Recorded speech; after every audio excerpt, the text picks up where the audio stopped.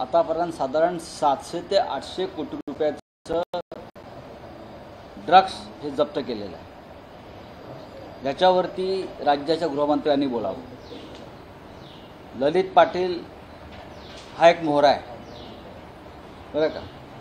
आणि ह्या ललित पाटील प्रकरणाचा वापर किंवा गैरवापर राज्याचे गृहमंत्री राजकारणासाठी करत आहेत, हे अत्यंत दुर्दैव आहे.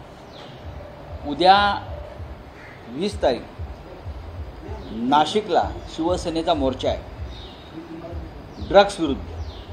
संपूर्ण नाशिक ड्रग्सच्या विळख्यात आहे. नाशिकसारखं शहर जे तीर्थक्षेत्र आहे, जे एक सांस्कृतिक शहर आहे, ज्या नाशिकमध्ये वीर सावरकरांपासून कुसुमाग्रजापर्यंत असे महान लोक जन्माला आले, ते संपूर्ण नाशिक त्र्यंबकेश्वरपर्यंत हे ड्रग्सच्या विळख्यात आहे. 2 मोठे कारखाने ड्रग्सचे हे नाशिकमध्ये उद्ध्वस्त करण्यात आले. कोट्यावधी रुपयाचं ड्रग्स तिथून अख्ख्या महाराष्ट्रात आणि बाहेर गेलं. महाराष्ट्रात येणारं ड्रग्स हे गुजरातमधून येतं, हे देवेंद्रजी फडणवीस यांना माहीत आहे का? आतापर्यंत किमान 1.5 लाख कोटीचं ड्रग्स गेल्या वर्षभरामध्ये गुजरातला पकडलं. जे पकडलं गेलं नाही ते महाराष्ट्रात पाठवलं जात आहे आणि महाराष्ट्राचा उडता पंजाब करून महाराष्ट्र नशेच्या आहारी टाकायचं, महाराष्ट्र बदनाम करायचा, महाराष्ट्राची तरुण पिढी उद्ध्वस्त करायची, अशा प्रकारचे कारस्थान चालू आहे. हे जर देवेंद्र फडणवीस यांना माहीत नसेल तर त्याने खुशाल या विषयाचं राजकारण करत बसावं आणि महाराष्ट्राला खड्ड्यात जाताना पाहावं. काय सांगता मला तुम्ही? हा पाटील, तो पाटील, तो पाटील. आपण गृहमंत्री आहात ना, गृहमंत्र्याच्या प्रतिष्ठेला शोभेल असं वागा आणि बोला, असं मी त्यांना हात जोडून विनंती आहे. उद्या नाशिकचा मोर्चा हा इशारा मोर्चा आहे. कॉलेजचे विद्यार्थी, शिक्षक, शाळकरी विद्यार्थी, शिक्षक, सामान्य जनता उद्या नाशिकच्या मोर्चामध्ये सहभागी होईल. कारण नाशिकपासून संपूर्ण तो जो परिसर आहे, जिल्हा, त्र्यंबकेश्वर, तीर्थस्थानं ही ड्रग्सच्या विळख्यात सापडलेली आहे. आणि ललित पाटीलचं नाशिक कनेक्शन आपल्याला माहिती आहे. नाना पटोले असतील, अन्य काही प्रमुख नेते असतील, त्यांनी 2 कॅबिनेट मंत्र्यांचा संदर्भ दिलेला आहे, आरोप केलेले आहे की 2 मंत्री या सगळ्या प्रकरणामध्ये आहेत. मिस्टर फडणवीस यांनी त्यांची चौकशी करावी, त्याच्यावर बोलावं.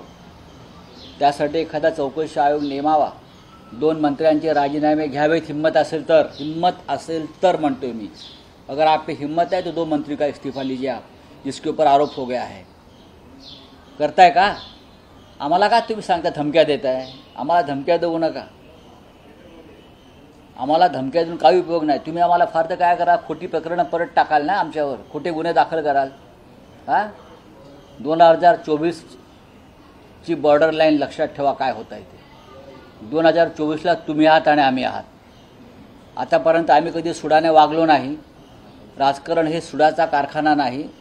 पण ज्या पद्धतीनं तुम्ही वागताय, लक्षात घ्या, तुम्हालासुद्धा कुटुंब आहेत, तुम्हालासुद्धा मुलंबाळं आहेत, तुम्हालासुद्धा मित्रपरिवार आहे, तुमचेसुद्धा व्यवहार आणि व्यापार आहेत, तुमच्यासुद्धा चोऱ्या माऱ्या या उघड झालेल्या आहेत सगळ्या. आज सत्ता आहे म्हणून तुम्ही दाबताय. या ड्रग्स प्रकरणाच्या मुळाशी जाऊन गृहमंत्र्यांनी सत्य शोधून काढलं पाहिजे. हो बाबा, त्याच्यावरती बोलावं ना गृहमंत्र्यांनी. टाळचिपळ्या कशा बाजूत बसल्या आहेत नरेंद्र मोदींसारख्या? बोलावं ना त्याच्यावरती. एक ड्रग्स माफिया सांगतो पोलिसांच्या ताब्यात असताना की मला पळवून नेण्यात आलं, येरवडामधून त्याला बाहेर काढलं, 9 महिने ससून इस्पितळात त्याची खातिर केली, पावणा सरकारी म्हणून राहिला. मग मंत्र्यांच्या आदेशानं त्याची तिकडे पूर्ण व्यवस्था झाली, त्याला पळवून नेण्यात आलं. हे स्वतः तो माफिया सांगतो. काय सांगताय तुम्ही? देवेंद्र फडणवीस यांचे डोकं ठिकाणावर आहे का गृहमंत्री म्हणून? काय त्यांनाही नैराश्यानं ग्रासलाय? सर, इजराइल के मुद्दे पे जब से पवार साहब ने अपना बयान रखा है, 2 बड़े बयान सामने आए हैं.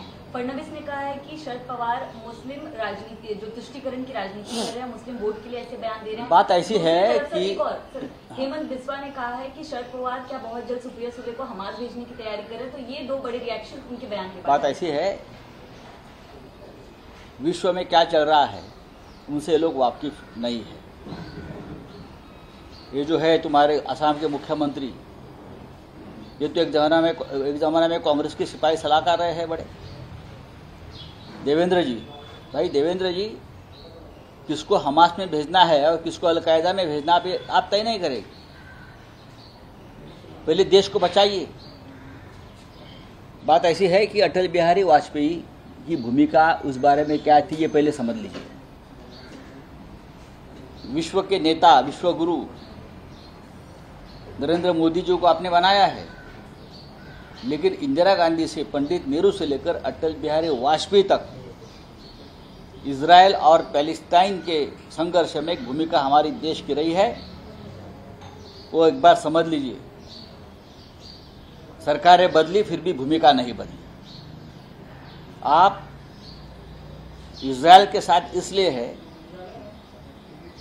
कि आपको ईवीएम मशीन टेम्पर करने का टेक्नोलॉजी आपको इजराइल से मिला है, पेगासस आपको इजराइल से मिला है, और ऐसी बहुत सी बातें आपको इजराइल से मिली हैं, इसलिए आप ये कर रहे हैं। हम इजराइल के खिलाफ नहीं है, न पैलेस्टाइन की साइड ले रहे, लेकिन पैलेस्टाइन के बारे में, यासर अराफत के बारे में नेहरू जी से लेकर, इंदिरा जी से लेकर अटल बिहारी वाजपेयी तक एक भूमिका है। उस भूमिका का और इतिहास का अध्ययन देवेंद्र भाई ने करना चाहिए। वो असम के मुख्यमंत्री तो पगला गए हैं, उनके ऊपर बात करना भी अब लगता है कि ये अच्छा नहीं है। कुछ भी बकते हैं, कुछ भी बोलते हैं। देश को समझ लीजिए और इतिहास को समझ लीजिए। एक ज़माने में आपने कांग्रेस का नमक खाया है, ये भूलो मत। जिस तरह से गाज़ा में अस्पताल पर हमला हुआ है और जो बाइडेन वहाँ से देख रहा है बैठकर तेल अवीव से, ये कौन सी मानवता है। इजराइल में जिस तरह से हमास ने लोगों को मारा है, ये बहुत ही गंभीर है, दर्दनाक है।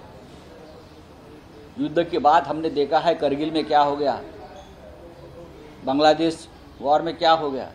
सामान्य जनता सबसे ज़्यादा उसमें दर्द झेलना पड़ता है, और हमास और इजराइल के युद्ध में भी सामान्य जनता ही मर रही है।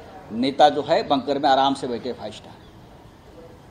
तो भाई देवेंद्र जी, एक बार जाइए आप गाज़ा पट्टी में और इजराइल में, और इतिहास समझ लीजिए। अटल बिहारी वाजपेयी की संसद के भाषण सुनिए। अटल जी जब प्रधानमंत्री थे 2 बार, तब उनकी पैलेस्टाइन के बारे में जो भूमिका रही है वो देख लीजिए। उसके बाद ये जो युद्ध शुरू हो गया, जयशंकर जी जो हमारे एक्सटर्नल अफेयर मिनिस्टर है, उसने एक भूमिका बाद में स्पष्ट की है पैलेस्टाइन के बारे में, वो भी देख लीजिए। यहाँ बैठकर सबको एडवाइस देते आप, वो बंद कर लीजिए। सर, ओवैसी 23 अक्टूबर को एक जो पैलेस्टाइन और गाजा में के खिलाफ प्रोटेस्ट ऑर्गेनाइज कर रहे तमाम पॉलिटिकल पार्टीज के लीडर्स को बुलाया है। मुझे मालूम तो सर उसमें शामिल हो गए। भाजपच्या मेळाव्यामध्ये पंतप्रधान कोण असं प्रश्न विचारला तर राहुल गांधींचं नाव कार्यकर्त्यांकडून घेण्यात आलेलं आहे। ठीक आहे, 2024ला पाहू ना। चलिए, थँक्यू। सर, हमास टेंबी नाक्यावर ज्यावेळेला गेला होता काल देवीच्या दर्शनासाठी, पोटदुखी,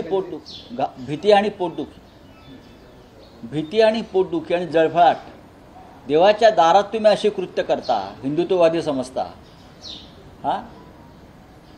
आणि रश्मी ठाकरे तिथे आल्यावर तुम्ही घाबरून लाईट बंद करता, पंखे बंद करता।